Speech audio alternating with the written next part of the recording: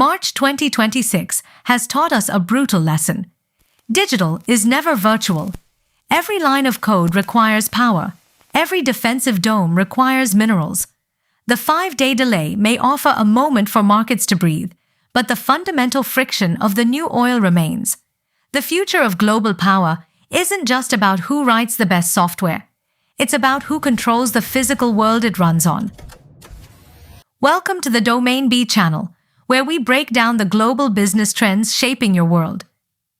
Crude prices dipped, the Sensex climbed, and for a few hours the world felt a temporary reprieve from the friction.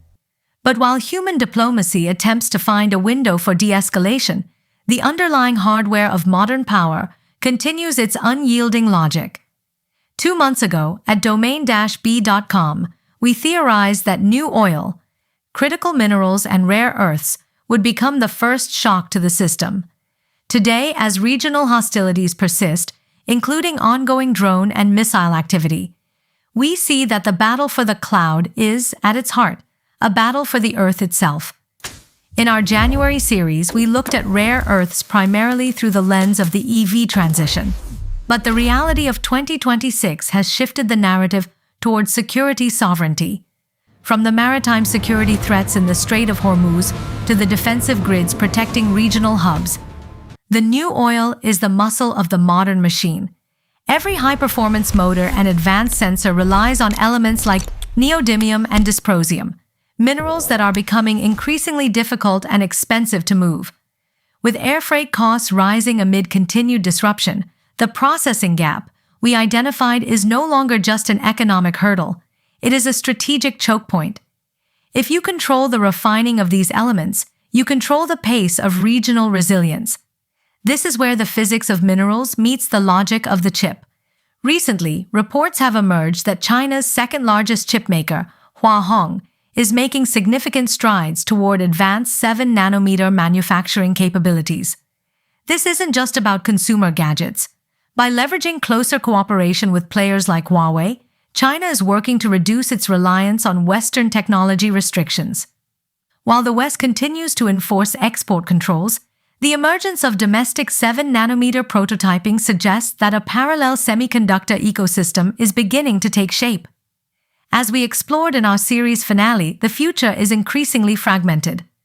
The global crossroads that Dubai represented for decades is facing a systemic reality check. We are seeing the rise of hardened logistics. As air freight and insurance premiums stay elevated, the era of cheap globalization is giving way to a more localized, cautious model. Even in finance, the trend is clear. Investor sentiment toward risk assets remains cautious. As companies rethink IPO timelines in an uncertain environment, they aren't just reacting to headlines, they are moving into a capital bunker. In 2026, being public can increasingly mean being exposed.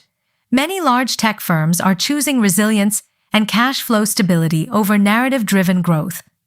March 2026 has taught us that digital is never virtual. Every line of code requires power. Every defensive dome requires minerals. The 5-day delay may offer a moment for markets to breathe, but the fundamental friction of the new oil remains. The question for 2026 is no longer about the speed of innovation, it's about the resilience of the foundation. Is your infrastructure hardened enough to survive the friction? Thank you for watching the Domain B channel. If you found this analysis valuable, please like, share, and subscribe to stay tuned for more global business news. For deep dives into the trends shaping our economy, you can read the complete New Oil series and daily features on domain-b.com. The link is in the description below.